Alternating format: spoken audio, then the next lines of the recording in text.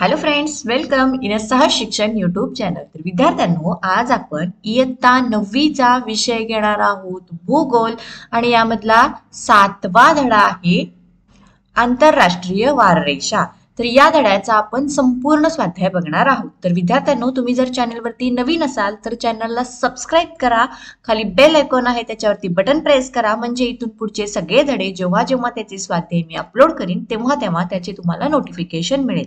तर या धड्याचा हा जो स्वाध्याय आहे तो तुम्ही संपूर्ण बघायचा आहे, कारण यामध्ये जी प्रश्न विचारलेले आहेत हे सगळे प्रश्न परीक्षेच्या दृष्टीने महत्त्वाचे आहेत आणि त्याची उत्तरं ही अगदी व्यवस्थित पॉइंट वाईज तुमच्या लक्षात राहतील अशा प्रकारे मी देण्याचा प्रयत्न केलेला आहे. त्यामुळे हा जो व्हिडिओ आहे हा तुम्ही संपूर्ण बघायचा आहे. चला, आता कुठलाही वेळ घालवत नाहीये. प्रश्न पहिला आपण बघणार आहोत. प्रश्न पहिला आहे, खालील आकृतीत वेगवेगळ्या गोलार्धातील 2 चौकोन दिले आहेत. दोन्ही चौकोनाच्या मधून आंतरराष्ट्रीय वाररेषा जात आहे. एका चौकोनात रेखावृत्त, वार व दिनांक दिला आहे, तर दुसऱ्या चौकोनातील वार व दिनांक ओळखा. चला तर आता बघूयात काय चौकोन दिलेला आहे. आणि हे अशा प्रकारचे चौकोन दिलेले आहेत. 150 अंश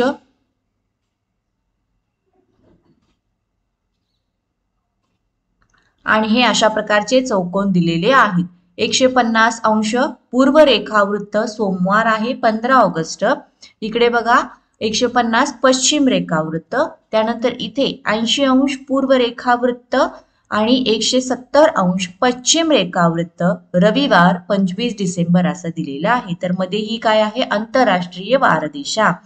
आणि आता याचं उत्तर, तर या ठिकाणी येणार मंगळवार 16 ऑगस्ट सकाळचे 6 वाजलेले असणार आणि या ठिकाणी असणार आहे शनिवार 24 डिसेंबर रात्रीचे 22 वाजलेले असणार आहेत. चला तर याचं उत्तर हे असं आपण बघितलेलं आहे. आता प्रश्न पुढचा.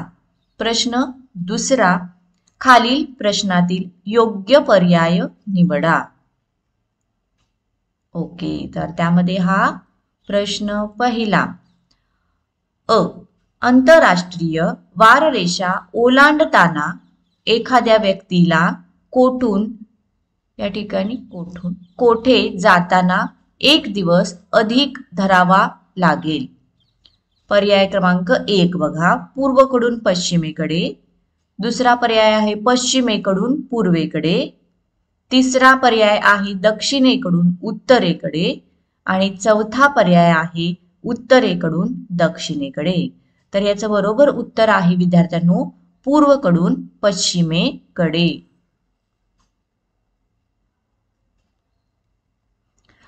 प्रश्न त्यातीलच आ, जर 15 अंश पूर्व रेखावृत्तावर बुधवार सकाळचे 10 वाजले असतील तर आंतरराष्ट्रीय वाररेषेवर किती वाजले असतील. पर्याय 1 बुधवार सकाळचे 6.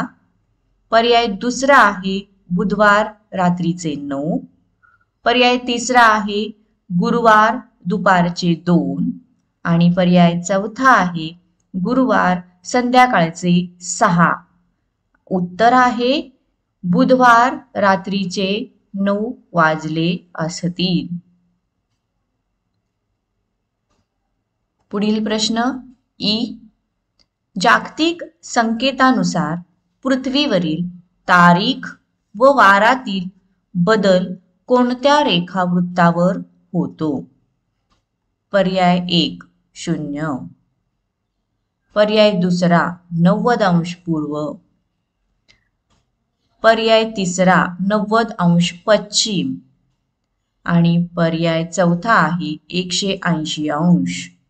तर याचं उत्तर आहे 180 अंश या रेखावृत्तावर होतो.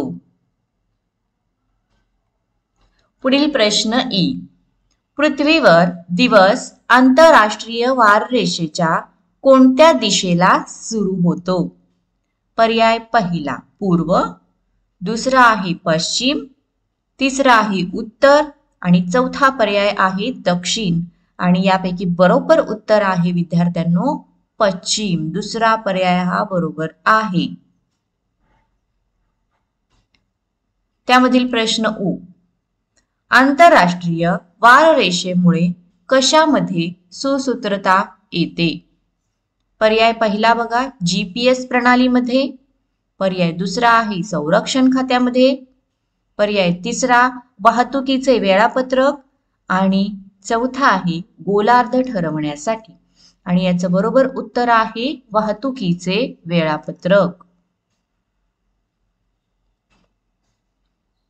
चला या ठिकाणी हा प्रश्न संपलेला आहे.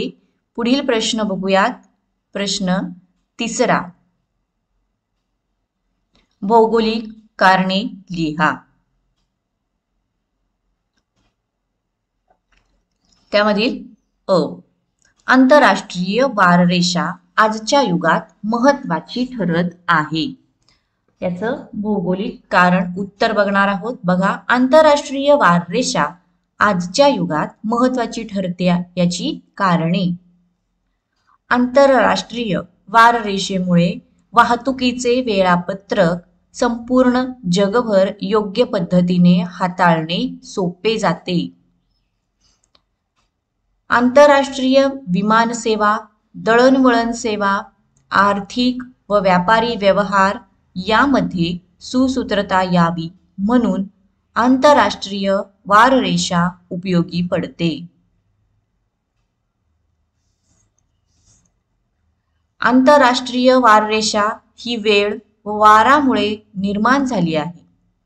आजच्या आधुनिक आणि वेगाने घडणाऱ्या जागतिक घडामोडींसाठी आंतरराष्ट्रीय वाररेषा खूपच जास्त महत्वाची ठरत आहे. जागतिक दळणवळण जसे की हवाई मार्गांच्या संदर्भात आंतरराष्ट्रीय वाररेषेमुळे वेळ व दिवसाचे गणित अचूक ठेवता येते. तर हे झालं या प्रश्नाचं उत्तर की आंतरराष्ट्रीय वाररेषा का महत्वाची ठरत आहे. चला आता यामधील पुढचा प्रश्न आपण बघूयात. प्रश्न आ. पृथ्वीवर दिवस पॅसिफिक महासागरात सुरू होतो या पाठीमागचं भौगोलिक कारण विचारलेलं आहे. चला उत्तर बघूयात. पृथ्वीवर दिवस पॅसिफिक महासागरात सुरू होतो याची कारणे. पॉइंट पहिला. पृथ्वीवर दिवस पॅसिफिक महासागरात सुरू होतो हे तर आपल्या सर्वांनाच माहीतच आहे. आंतरराष्ट्रीय वाररेषा ही पॅसिफिक महासागरातून नेण्याचा प्रयत्न केला गेला आहे. आंतरराष्ट्रीय वाररेषा जर काही बेटांवरून किंवा एखाद्या भूभागावरून गेली असती तर त्यामुळे तेथील लोकांना वार आणि तारीख बदलावी लागली असती.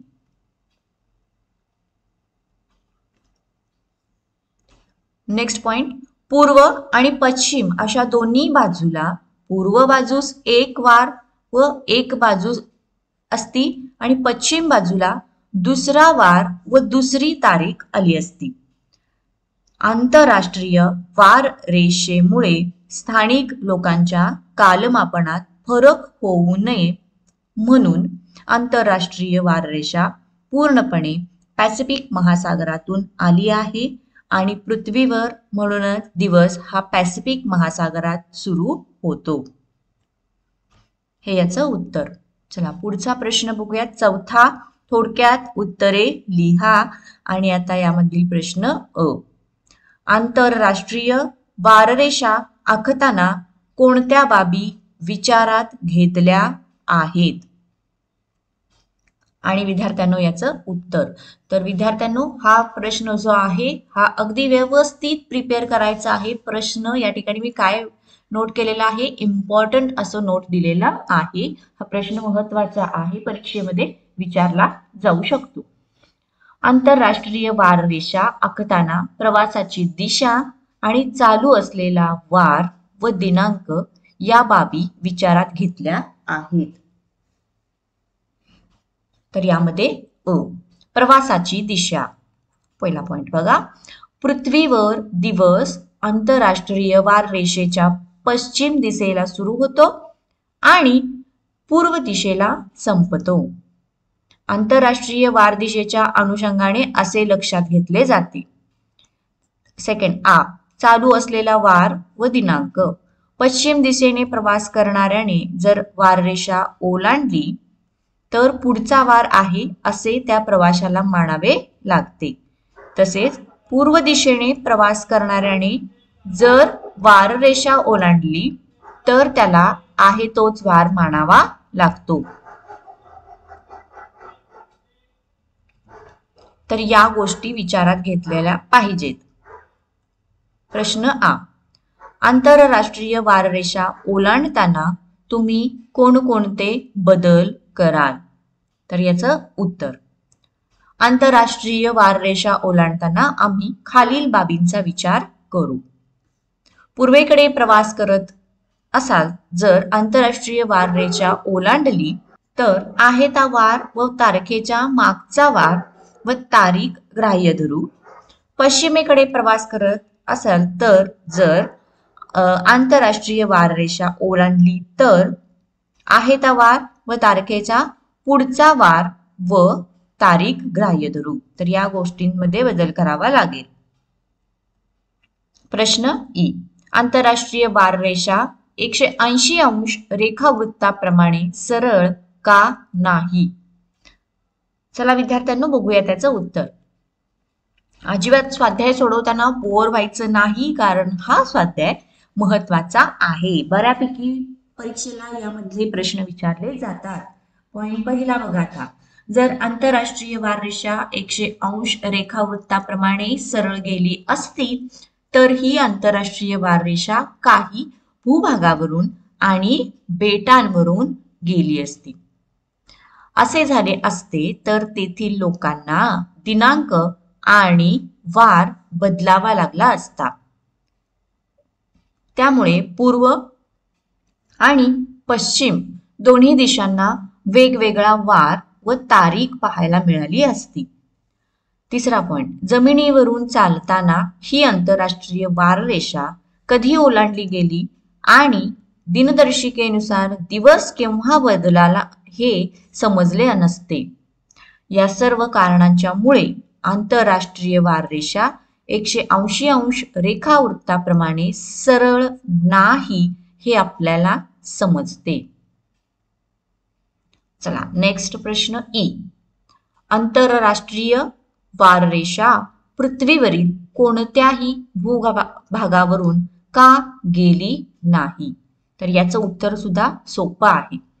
उत्तर बघा, जमिनीवरून चालताना ही आंतरराष्ट्रीय वाररेषा कधी ओलांडली गेली आणि दिनदर्शिकेनुसार दिवस केव्हा बदलला हे समजले नसते. जर आंतरराष्ट्रीय वाररेषा 180 अंश रेखावृत्ताप्रमाणे सरळ गेली असती तर ही आंतरराष्ट्रीय वाररेषा काही भूभागांवरून आणि बेटांवरून गेली असती. त्यामुळे ती कुठल्याही भूभागावरून गेलेली नाही. असे झाले असते तर तेथील लोकांना दिनांक आणि वार बदलावा लागला असता. त्यामुळे पूर्व आणि पश्चिम दोन्ही दिशांना वेगवेगळ्या वार आणि तारीख पाहायला मिळाली असती. या सर्व कारणांच्या मुळे आंतरराष्ट्रीय वाररेषा पृथ्वीवरील कोणत्याही भूभागावरून गेलेली नाही. प्रश्न उ, आंतरराष्ट्रीय वाररेषा 180 अंश रेखावृत्ताच्या अनुषंगानेच का विचारात घेतली जाते? तर हा प्रश्न सुद्धा खूप महत्वाचा आहे, व्यवस्थित प्रिपेअर करायचा. आंतरराष्ट्रीय वाररेषा 180 अंश रेखावृत्ताच्या अनुषंगानेच विचारात घेतली जाते. त्याचं कारण मूळ रेखावृत्तापासून पूर्व किंवा पश्चिम दिशेने गेल्यावर 12 तासांच्या फरकाने 180 अंश रेखावृत्त येते. त्यामुळे या रेखावृत्ताच्या अनुषंगाने दिनांक व वारामध्ये बदल आणि समायोजन केले जाते. जागतिक संकेतानुसार पृथ्वीवरील दिनांक व वारांची सुरुवात आणि शेवटही 180 अंश रेखावृत्तावरती होतो. त्यामुळे त्या अनुषंगानंच हे विचारात घेतलेली आहे. आणि आता त्यानंतरचा हा पुढचा प्रश्न 5वा. खालीलपैकी कोणत्या मार्गाने जाताना आंतरराष्ट्रीय वाररेषा ओलांडावी लागते ते नकाशा संग्रहाचा वापर करून शोधा व पुढील नकाशात दाखवा. तर हा आहे तो नकाशा आणि याच्यामध्ये येतात बघा विद्यार्थ्यांनो काय काय पर्याय दिलेले आहेत. Mumbai, London, New York, Los Angeles, Tokyo. त्यानंतर आ Delhi, Kolkata, Singapore, Melbourne. Next ई आहे कोलकाता, हाँगकाँग, टोकियो, सॅन फ्रान्सिस्को. त्याच्या पुढे ई दिलेला आहे चेन्नई, सिंगापूर, टोकियो, सिडनी, संतियागो आणि उ आहे दिल्ली, लंडन, न्यूयॉर्क. तर यामध्ये कोणत्या मार्गाने जाताना ओलांडावी लागेल तर ते बघा Mumbai, London, New York, Los Angeles आणि टोकियो. त्याच्यानंतर कोलकाता, हाँगकाँग, टोकियो, सॅन फ्रान्सिस्को आणि त्यानंतर चेन्नई, सिंगापूर, टोकियो, सिडनी आणि संतियागो. तर या मार्गाने जाताना वाररेषा ओलांडावी लागेल. तर विद्यार्थ्यांनो हा होता या पाठाचा स्वाध्याय. तुम्हाला व्हिडिओ आवडला असेल तर व्हिडिओला लाईक करा, चॅनलला सबस्क्राईब करा. थँक्यू.